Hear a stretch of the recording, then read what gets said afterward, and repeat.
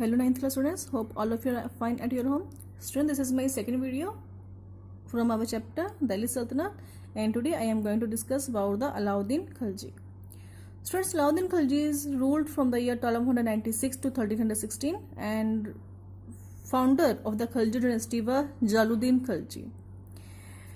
Jalaluddin Khilji, actually he was the age of 70 when he occupied the throne, and then the weakness of his old age affected his attitude and activities. तो जो इसकी old age थी वो कहीं ना कहीं effect कर रही थी उसको attitudes को and उसकी activities को. He became extremely liberal and tolerant. तो काफ़ी वो liberal था, tolerant था, even towards the criminals. Means वो hard rule नहीं था. He was had a very soft heart at that time. So this led to an increase in crime. तो उसके टाइम पर काफ़ी जो क्राइम था वो स्टार्ट हो गया, वो इंक्रीज हो गया. He was not able to check the powers of the nobles in his court. तो जो nobles थे उसके कोर्ट में, जो उसके अंदर जो मिनिस्टर्स थे, इवन वो भी काफ़ी पावरफुल हो चुके थे due to the circumstances, due to his old age and due to his soft attitude. Finally, his nephew Alauddin Khilji, जो उसके nephew था Alauddin Khilji, and he was his son-in-law also. Okay, तो जो जलालुद्दीन का देखो nephew था Alauddin Khilji, he treacherously murdered him. तो treacherously means क्या होता है? धोखे से. उसने treacherously धोखे से मर्डर कर दिया अलाउद्दीन खिलजी ने जलालुद्दीन का, and capture the throne of Delhi in 1296. तो इस वजह से जो अलाउद्दीन खिलजी था उसको थ्रोन मिला दिल्ली का इन the year 1296. The rain of Alauddin Khilji mark the zenith of the power of Delhi सल्तनत. तो काफ़ी ज़्यादा ये पावरफुल हो चुका था दिल्ली सल्तनत during the time of the Alauddin Khilji. After coming to power he faced rebellions from the nobles. तो इसके टाइम पर देखो जो नोबल्स जो थे, जो कि ऑलरेडी पावर में आ चुके थे during the time of the Jalaluddin Khilji, as well as his relatives. तो जो जलालुद्दीन के रिलेटिव्स थे and the nobles of the time, they rebelled against the Alauddin Khilji, but Alauddin Khilji dealt with all of them in an very efficient manner. तो उसने काफ़ी efficiently deal किया nobles के साथ. देखो सबसे पहले उसने कुछ यहाँ पर पॉलिसीज थी रिगार्डिंग द नोबल्स. उसने नोबल्स के लिए कुछ एक ऐसे पॉलिसीज निकाली ताकि उसके एंगेस्ट, अलाउद्दीन खिलजी के एंगेस्ट जो नोबल्स हैं कोर्ट में, वो कहीं ना कहीं उसके एंगेस्ट कोई भी ऐसी कॉन्स्पिरेसी, कोई साजिश ना कर सके. फर्स्टली उसने क्या किया?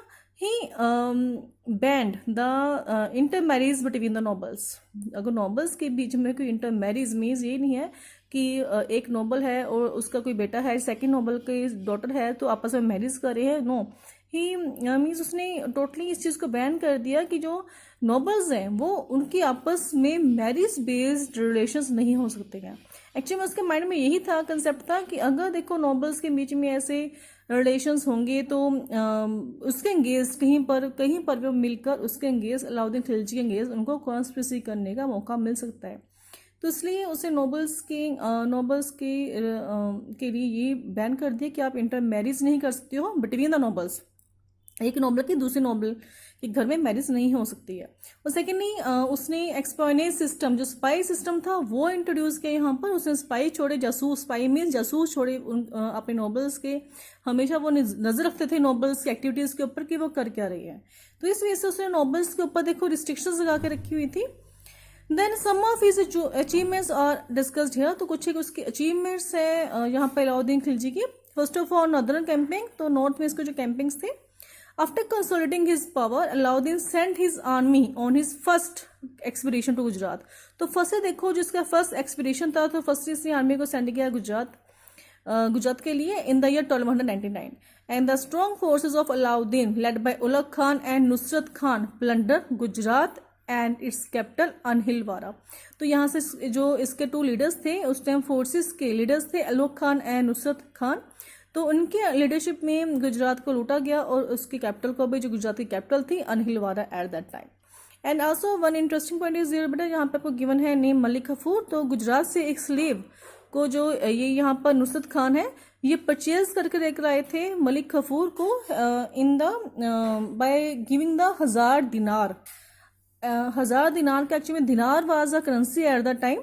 जैसे कि आजकल को कॉइन्स होते हैं, ठीक है, 1 रुपये का कॉइन है, तो उस टाइम पर दिनार चलते थे, तो 1000 दिनार में 1000 दिनार में मलिक कफूर को परचेज किया गया था from the Gujarat. He was a slave, Malik Kafur was a slave, and so that's why he was called as a 1000 दिनारी. हम इसे 1000 दिनारी भी कहते हैं मलिक कफूर को. तो इसको गुजरात से ही परचेज किया गया था. He was a slave firstly. Then they then destroy the temple of the Somnath. अब यहाँ पे देखो जो सोमनाथ का जो फेमस टेम्पल था भगवान शिव का, तो उसको भी डिस्ट्रॉय किया इन्होंने, because they were the Muslim invaders, and return to Delhi with immense wealth. तो ये वापिस आए दिल्ली, इनके पास काफ़ी ज़्यादा वेल्थ थी उस टाइम पर. In 1301 Alauddin led an expedition to Ranthambore. तो 1301 में देखो रणथंबोर के ऊपर अटैक किया इन्होंने, which was ruled by Rana Hamir Deva. Rana Hamir Deva जो कि एक राजपूत थे. He sent Ulugh Khan and Nusrat Khan to attack Ranthambore. तो यहाँ पर भी उलग खान और नुसरत खान को ही भेजा गया. The fort was besieged. Besiege का मीन्स क्या होता है, फोर्ट को घेर लेना. फोर्ट को पूरे के पूरे किले को घेर लिया गया, but Nusrat Khan was killed, but Nusrat Khan वहां पे मारा गया. Later Alauddin himself capture the fort. तो अलाउद्दीन खुद गया उस फोर्ट को कैप्चर करने के लिए, and he then capture the fort of Chittor in 1303. Chittor के बारे में बेटा स्टोरी है जो कि गिवन है मूवी पद्मावत में. तो he himself went to first of all occupy the fort that is of the Ranthambore, and then secondly of the Chittor in 1303, and then Malwa in 1305. So by 1305 he had conquered most of the northern India. तो 1305 आते आते इस most of the northern जो India था वो उसके hand में आ चुका था. Southern campaigns. Alauddin next turned his attention to South India. तो southern इंडिया की तरफ इसकी टेंशन थी. His main objective was to plunder and loot the south. अब देखो यहाँ पे इसने अपना कोई एडमिनिस्ट्रेशन का सेटअप नहीं करना था, बट इसका मेन मोटिव ये था कि इसको वेल्थ चाहिए थी साउथ इंडिया की. He sent an expedition to the Deccan. तो डेक्कन में इसने अपना एक्सपीडिशन सेंड किया, and for south fees under his capable general Malik Kafur. तो यहाँ पे मलिक कफूर था जिसने साउथ की एक्सपीडिशन की लीडरशिप जिसके हैंड में थी, Malik Kafur. He was become the able general of the Alauddin Khilji. After this students Devagiri जो कि एक साउथ इंडिया का पार्ट है, near the Maharashtra it is located. Devagiri was captured by 1307. तो देवागिरी को 1307 में देखो कैप्चर किया गया, एंड इट्स किंग जो यहाँ का किंग था Ramchandra was the name of the king, was reduce to a subordinate ruler.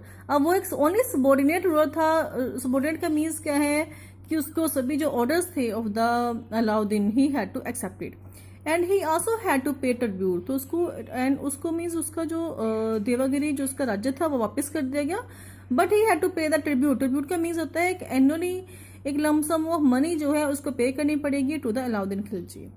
Malik Kafur then conquered Warangal, Dwarasamudra and Madurai. तो इन एरियाज को भी इसने कैप्चर किया in the south India, and soon most of the south had been conquered. तो काफी सारा जो part था साउथ का, मोस्टली एरिया जो था साउथ का वो भी अब इनके अंडर था.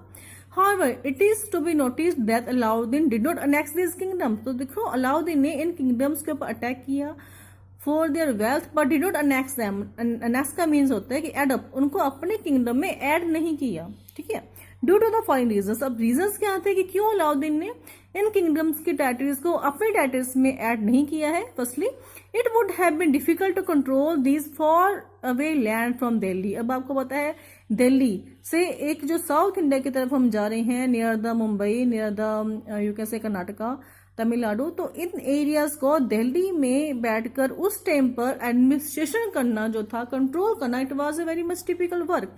बिकॉज बेटा उस टाइम पर देखो कोई कम्युनिकेशन सिस्टम नहीं है, कोई वहां पर ट्रांसपोर्टेशन सिस्टम नहीं है, तो how they can control efficiently by sitting from the Delhi and to control this areas. So इसीलिए उसने इनको मीन्स एनेक्स नहीं किया अलाउद्दीन ने. Second, Alauddin was only interested in the immense wealth of the south. अब इसका जो मेन फोकस था वो वेल्थ की तरफ था, कि जो उसको वेल्थ चाहिए था उन्हें साउथ की, और nothing else. So that's why he did not annex these areas. He utilized a part of this money for constructing monuments such as Alai Darwaja and near the Qutub Minar. तो कुतुब मीनार के पास बेटा इसने अलाई दरवाजा को built up करवाया, and he also built a new capital at Siri near Delhi. तो दिल्ली में इसने दिल्ली के नज़दीक इसने सीरी जो एक कैपिटल थी, एक किला था एक्चुअली, सीरी का किला जो है काफ़ी फेमस है, फोर्ट ऑफ सीरी, वो इसने बिल्टअप करवाया था to protect the Delhi from the Mongol invasions. Mongol जो थे बेटा वो सेंट्रल एशिया की ट्राइब का नेम है जो अटैक कर रहे थे इंडिया के ऊपर फॉर इट्स वेल्थ. तो मंगोल रेड से प्रिवेंट करने के लिए दिल्ली को इसने सीरी फोर्ट को बिल्ड करवाया था।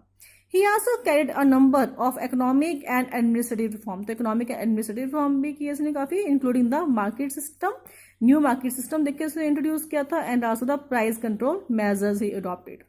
मार्केट सिस्टम में क्या था, अब Alauddin had to maintain a huge army. अब देखो इसने बहुत बड़ी एक आर्मी जो सेटअप की थी। आर्मी रिफॉर्म्स क्या थे, अब इसके देखो जो आर्मी के कुछ एक रिफॉर्म्स थे, इसने क्या, इसने फर्स्ट ऑफ ऑल क्या किया, ही रीऑर्गेनाइज आर्मी, अपनी इसने आर्मी को रीऑर्गेनाइज किया।